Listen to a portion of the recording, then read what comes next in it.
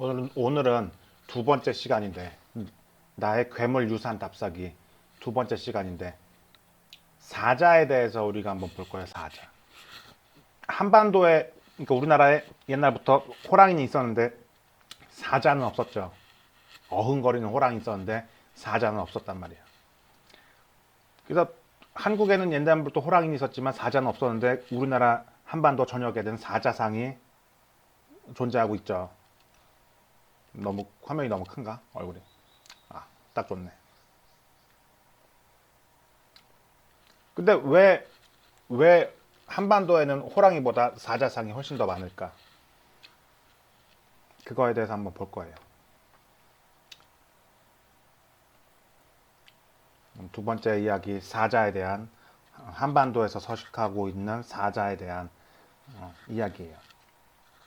한반도 전역 각 지역 사찰에는 이게 종교적인 이유로 사자상이, 호랑이상보다 사자상이 훨씬 더 많은데, 한반도 전역 각 지역 사찰에는 사자상 조각이 반드시 존재하고 있어요.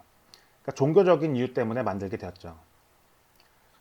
근데 우리 조상들이 실제 사자의 모습은 관찰할 수 있었을까 없었을까? 이 실제 사자, 어흥거리는 사자의 모습이 없었죠. 그렇기 때문에 오히려 현실과 환상의 경계에 존재하는 신비로운 사자의 모습이 예술가의 상상력까지 더해져 가지고 한반도 특유의 사자 형상 조각으로 이렇게 발전하게 되었어요. 그러니까 이거는 스리랑카의 사자인데, 그러니까 원래 사자라는 이름은 이 사자국에서 유래했어요. 사자국. 그러니까 이걸 적을까? 잠깐만. 원래 스리랑카, 적을 필요 없잖아. 설명만 할게요. 그러니까 사자라는 이름은 원래 사자국에서 유래가 되었는데 지금의 스리랑카를 말해요.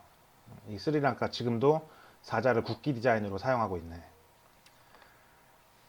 이러한 실제 모습을 우리가, 이 사자의 실제 모습을 우리가 실제로 본 적이 없었기 때문에 점점 한국의 형식에 맞춰서 새로운 디자인이 적용돼서 이런 식으로 한반도 특유의 사자 디자인으로 이렇게 탄생하게 돼요. 사자를 본 적이 없으니까 우리는, 호랑이는 본 적이 많은데, 호랑이는 실제하고 있었고 실제로 볼 수 있었지만 사자는 관찰할 수가 없었잖아. 그래서 한반도 특유의 이야기만 듣고 우리의 조상들이 사자가 막 여기 막 갈기가 막 이렇게 있고 막 입이 이만하고 막 콧구멍 이만하고 막 이렇게 무시무시하게 생겼대. 뭐 그런 이야기를 듣고서 상상 속의 사자를 우리가 한반도 내에서 새롭게 재탄생시켜서 한반도 특유의 디자인으로 탄생된 거죠. 이게 우리나라 사자의 특징이에요. 그러니까 마치 중국의 작장면이죠. 중국의 작장면이 6.25 사변 이후에 인천으로 와가지고 오늘날 완전히 새로운 음식의 짜장면이 됐죠. 오늘날 이 짜장면은 한국의 음식이지 중국의 음식이라고 하지 않듯이, 때문에 우리 전통 사자들도 한국적으로 토착화되었기 때문에, 전통 사자로서 토착화되었기 때문에 짜장면이나 마찬가지다. 중국에는 짜장면이 없죠. 한국에만 짜장면이 있지. 그러니까 중국의 음식이라고 하지 않잖아요, 짜장면이. 어쨌든 그래서 이런 식으로 한반도 각지에는 이 개성 있고 다양한 사자상들이 막 등장하게 됐어요.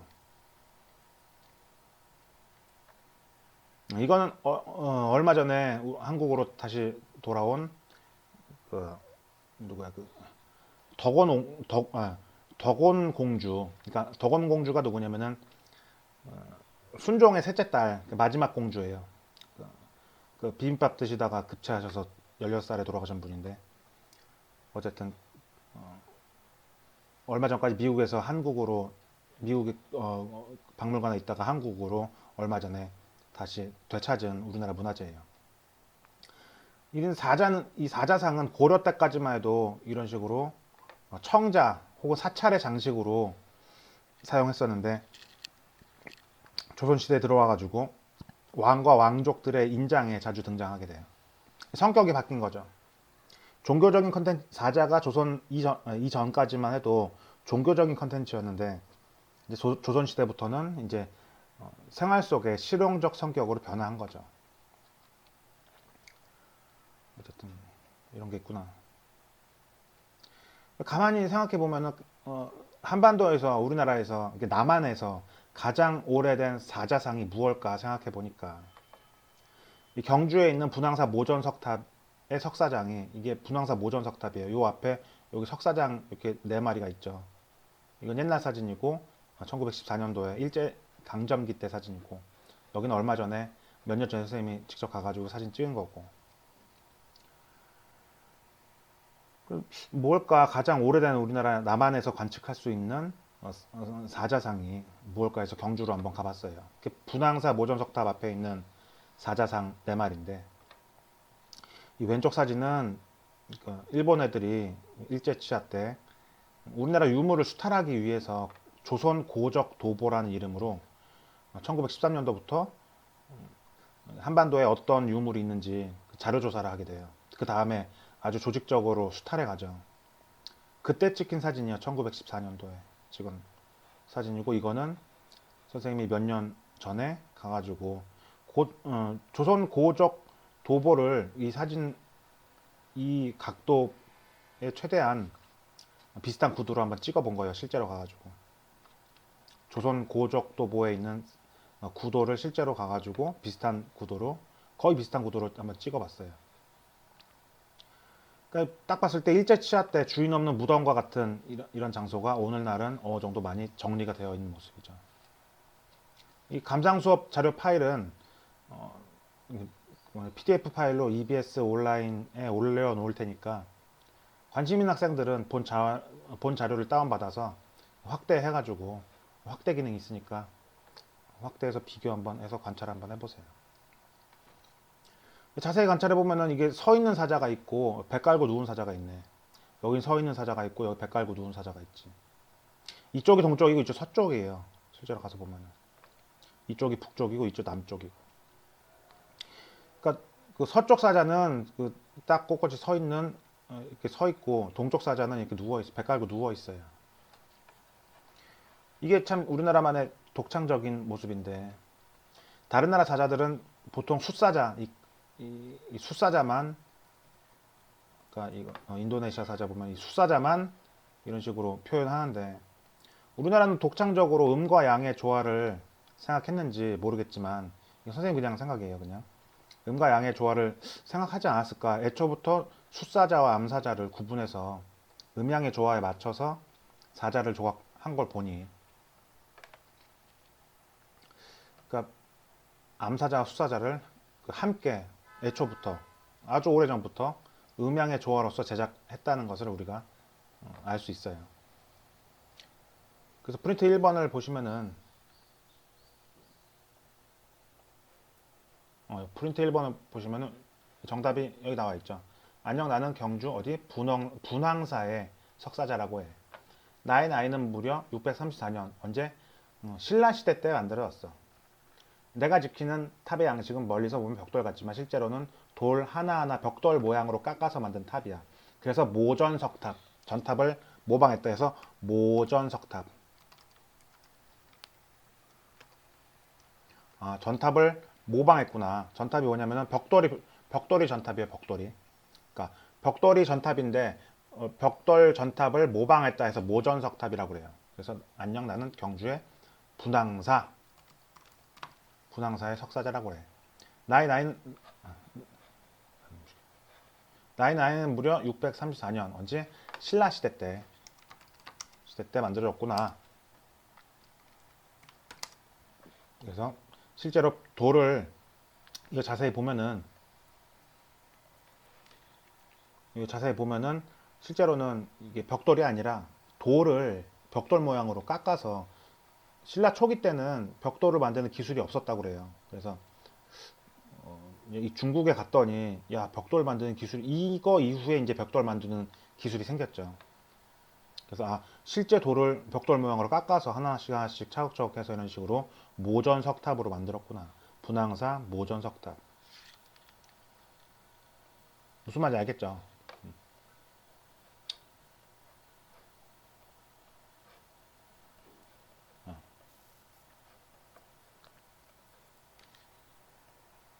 그래서 사자 뒤에 있는 그 탑의 양식은 요 사자 뒤에 있는 요 탑의 양식은 벽돌이 아니라 실제 돌을 하나하나 벽돌 모양으로 깎아 만든 탑이라는 거. 그래서 모전석 탑이라는 거. 그래서 분황사에서 다시 불국사로 같은 날 이동을 해봤어요. 하늘을 보면은 같은 날인 걸 알 수 있죠. 같은 날 두 번째 사자를 보기 위해서 불국사로 한번 가봤어요. 불국사에는 요 다보탑과 석가탑이 있는데 요 다보탑, 단순한 디자인이 다보탑이고 이 석가탑 여러 가지 돌을 층층층 쌓아가지고 실제 목탑의 형식을 모방한 이 석가탑이 있는데 이게 석가탑이고 다보탑이다. 헷갈렸다. 이게 선생님도 헷갈려요. 미안해요. 이게 석가탑이고 석가열의 석가탑이고 이게 다보탑이죠. 다보탑. 여러 개 마늘 다자 생각하면 돼요. 돌이 많죠. 다보탑. 다보탑과 석가탑이 있는데 이 다보탑 이 기단부에는 이 다보탑 이 기단부 이걸 기단부라고 하는데 이 기단부에는 원래는 네 마리의 한국 전통 석사자들이 있었어요. 근데 아쉽게도 일제 치하 때 일본에 의해서 이 네 마리 중 세 마리가 도둑을 맞았어요. 그나마 이 한 마리가 남은 것은 얼굴이 이렇게 파손이 돼가지고 일본 사람들이 보기에 일제치하 때 이건 상품 가치가 별로 없어 해가지고 훔쳐가지 않고 그냥 둔 거라고 그래요. 이 사라진 세 마리의 사자가 일본 어디에 대체 있는지 어디에 대체 소장되어 있는 것을 우리가 좀 알기라도 한다면은 정말 좋겠지만은 이게 대체 어디에 박혀 있는지 아직까지도 알 수 없다고 하는 게 더 답답하다고 선생님 생각이 들어요. 그래서 뭐 이건 아까 봤던 고적도보 안에 있는 일제가 수탈하기 위해서 1914년도에 사진을 보면 그때까지만 해도 이게 있었네. 온전한 얼굴을 한 석사장이 있었다는 걸 알 수가 있죠. 이 1914년 이후에 일본 애들이 하나씩 훔쳐갔다고 그래요. 이 파손된 석사자 한 마리 빼고는. 여기 선생님이 써놨지만은 매주 이렇게 다 일본 사람들이에요. 일본 사람들 관광객들이 엄청나게 많이 오는데 근데 어느 한 곳 둘러봐도 일본이 약탈해간 사실을 설명하는 일본어 안내판이 주변에 어디에도 없다는 게 안내판 하나 정도는 세워놔야 하지 않을까라는 생각이에요. 일본 사람들 보라고 좀. 그래서 같이 찾아야지. 좀 양심 있는 일본인들이 같이 찾아야지. 어떤 사람들은 차라리 일본에 있는 게 낫다고 좀 제대로 되지 않은 생각을 갖고 있는 사람들이 있는데 이게 제자리에 있어야지 왜 이게 일본이 수탈해간 거를 그대로 놔둬야 하는지 그 사람들 참 이해가 안 되는데 문화재는 원래 자리에 있어야 되는 거예요. 원래 자리에 없으니까 문제가 되는 거죠. 참 이상한 논리를 하는 사람들이 있어요. 간혹 가다가 이해가 안 되는데 어쨌든 이제 좀 시대가 좀 여기 이렇게 이게 네 마리가 온전하게 동서남북 방향으로 배치를 하고 있어야지 맞는 거겠죠. 그래서 2번은 안녕 나는 경주 어디? 불국사. 경주 불국사에 있는 석가탑이 다보다 다보탑. 불국사 다보탑 석사자라고 해. 원래 일제치하 이전까지는 나와 똑같이 생긴 세 마리의 형제들이 있었어. 아쉽게도 지금 형제들이 어디로 갔는지 알 수가 없어. 2번 답이에요. 계속해서 빨리 봐봅시다. 그래서 이제 시대가 조금 뒤로 가가지고 통일신라 시대에 그러니까 요거는 요거 통일신라 시대 대표적인 석사제를 보러 여기 어디냐면 전남 구례 화엄사 입구예요. 화엄사로 가게 되는데 여기 화엄사 입구로 들어가가지고 여기 이렇게 올라가가지고 이쪽 산 중턱에 이 산 중턱으로 넘어가면은 요게 있어요. 요게 네 마리의 사자가 요 네 마리의 사자가 이 탑신이라고 하는데 탑신을 머리에 이고 있는 4사자 3층 석탑이 자리하고 있어요. 4사자 3층 석탑이라고 하는데 특이한 거는 아까 그 분황사 모전 석탑에 있는 사자와 마찬가지로 숫사자와 암사자가 이런 식으로 있어요. 하나는 숫사자는 벌리고 있고 암사자는 하고 있고 입 모양이 서로 다르죠. 이걸 아형사자, 이걸 훔형사자라고 하는데 이게 이제 이 아형사자와 훔형사자가 한국 전통사자의 가장 독특한 특징이에요. 이게 아형사자와 훔형사자가 그 위키백과사전 일본판 영어판 위키백과사전 검색해보면은 이것도 참 이제 놀랍지도 않은데 11세기부터 일본에서 등장한 독특한 특징이라고 일본 애들이 그렇게 올려놨더라고. 이 말도 안 되는 얘기죠. 8세기 중반에서부터 우리나라가 8세기 중반에서 후반 사이에 사자에다가 그러니까 인왕상의 아움 모티브를 사자에다가 따온 건데 적용시킨 건데 8세기 후반에 말도 안 되는 또 위키백과 찾아보면은 말을 또 써놨더라고. 그래서 이런 사소한 정보라고 우리는 생각할 수 있겠지만 이런 게 쌓이고 쌓이다 보면은 이런 문화적 이 주권이 다 다른 나라에 다 뺏기게 되는 거예요. 그래서 이 사소한 게 아니에요. 사소한 거라고 생각하면 안 돼요. 그래서 이게 좀 속이 상하더라고. 위키백과를 내가 어떻게 고칠 수도 없고 뭐 수업을 통해 가지고 여러분들이라도 좀 알고 있으면 다행이지. 어쨌든 8세기 이 아형사자, 훔형사자는 한국만의 중국에도 없고 뭐 인도에도 없는 한국만의 독특한 특징이구나. 인왕산 아훔의 형상에서 따왔다고. 8세기 후반부터. 증거물이 여기 있잖아요. 그래서 이제 프린트를 보시면은 안녕 나는 전남 구례에 있는 화엄사 4사자 3층 석탑이라고 해. 통일신라 말에 탄생되었어. 내 머리에 있는 3층 석탑 부분을 무슨 부? 탑신부라고 그래요. 이걸 탑신부라고 그래요. 이 머리 위쪽에 이고 있는 걸. 기단부와 탑신부라고 그래요.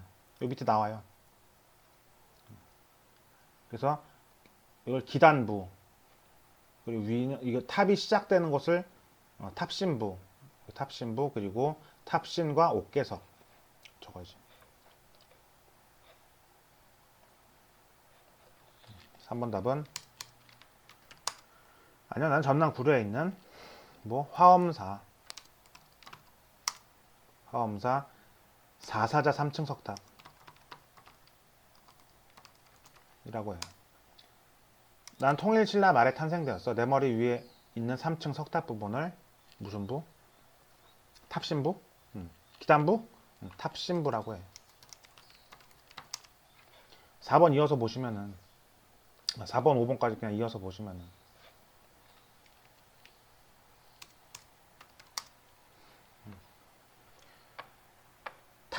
그러니까 탑의 층수는 여기 한 1층, 2층, 3층, 4층으로 되어 있네. 이거 4층이구나.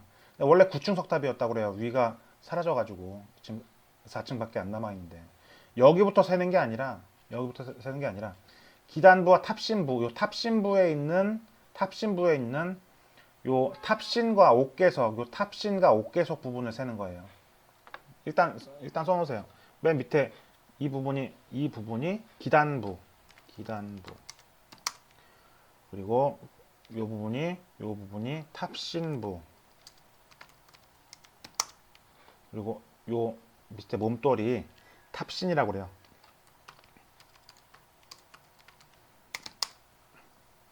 그리고 요 탑신과 옥계석이 분리가 되는데 요 사이에 옛날 유물들이 담겨져 있었다고 해요. 그래서 요게 옥계석. 뭐 이게 기본적인 거니까 뭐 암기할 필요는 없는데 어쨌든 뭐 알아두면 좋죠. 설명하기 좋으니까. 그래서 5번, 5번은 요거는 청자, 고려청자, 시기가 먼저 나오고, 사자 모양 항로. 고려청자 사자 모양 항로라는 이름은 너무 많아가지고, 이게 서로 다른 문화재인데도 이것도 고려청자 사자 모양 항로, 저것도 고려청자 사자 모양 항로. 같은 네이밍을 붙인다는 게 그것도 참 문제가 많다고 선생님이 생각을 해요. 어쨌든 뭐, 그렇게 이름을 붙였다는데 뭐 내가 뭐 어떻게 하겠어. 고려청자 사자모의 항로. 요거랑 비슷한 것도 고려청자 사자모의 항로.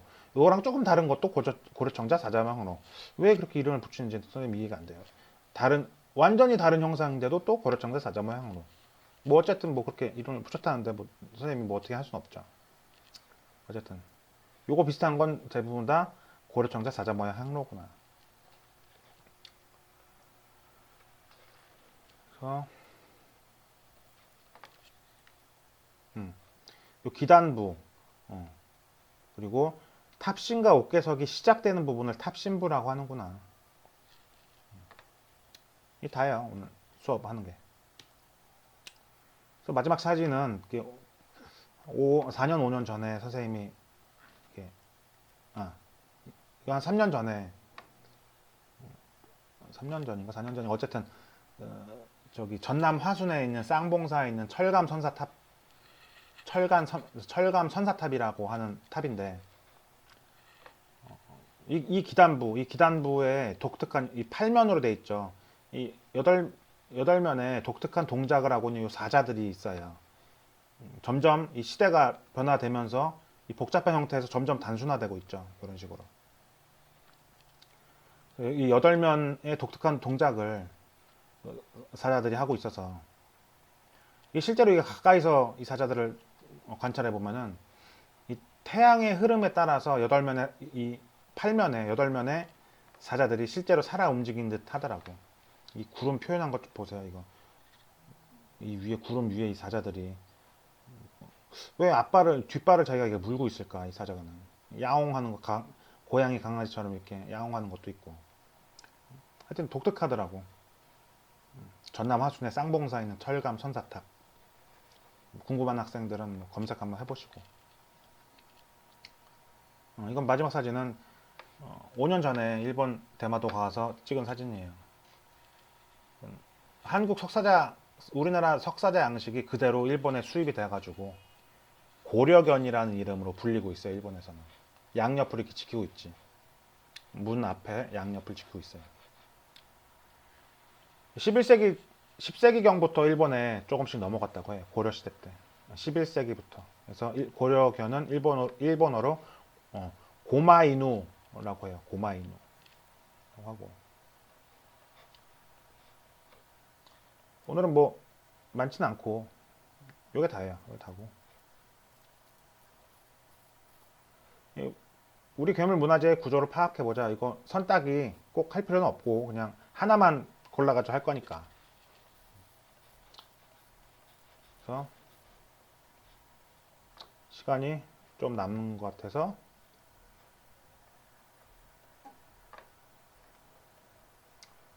사진 찍었던 거 돌아다니면서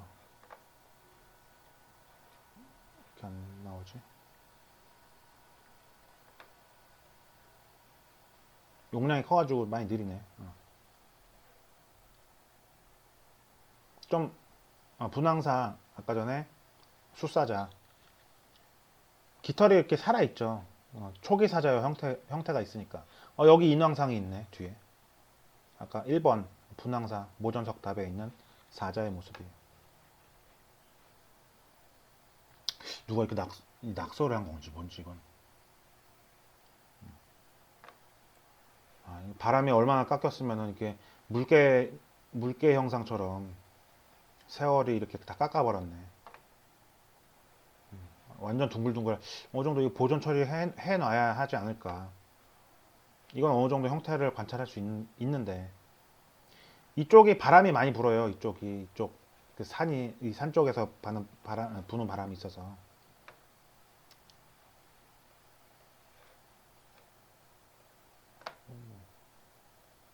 교동사자. 이건 그 경주 박물관에 있는 교동에서 출토된 교동사자라고 하는 사자의 모습이에요. 뭔가 우스꽝스럽게 생겼죠. 이걸 딱 봤을 때 사자처럼 보이진 않죠. 그러니까 한국적으로 되었으니까 거의 사람의 얼굴이죠. 딱 봤을 때. 아, 이런 게 있구나. 다보탑 사자. 이거 아까 다 봤고. 경남 합천 영암사지에 있는 사자. 이거 되게 유명한 거죠. 영암사지라고 하는. 너무 느리다, 야.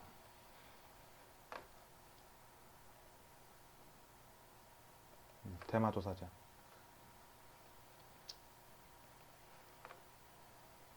이게 언제 갔었냐면은 대마도를 2017년에 갔었네. 2017년 여름방학 때 갔었네. 요 석사자 사진 찍으려고 갔었어요. 머리가 이렇게 깨져 있네. 그럼 어디서 이동한 게 아닐까? 옮기다가 깨진 게 아닐까? 입에 여의주를 물고 있고 상당히 한국적인 고려 사자의 형상을 하고 있죠. 이 꼬리도 그렇고 이건 암사자, 입을 다물고 있죠. 아훔 양식을 그대로 차용하고 있네.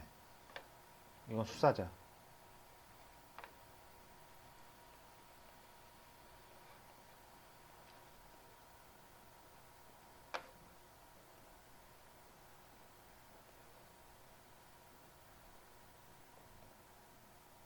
오늘은 뭐 오늘 여기까지 수업을 할게요.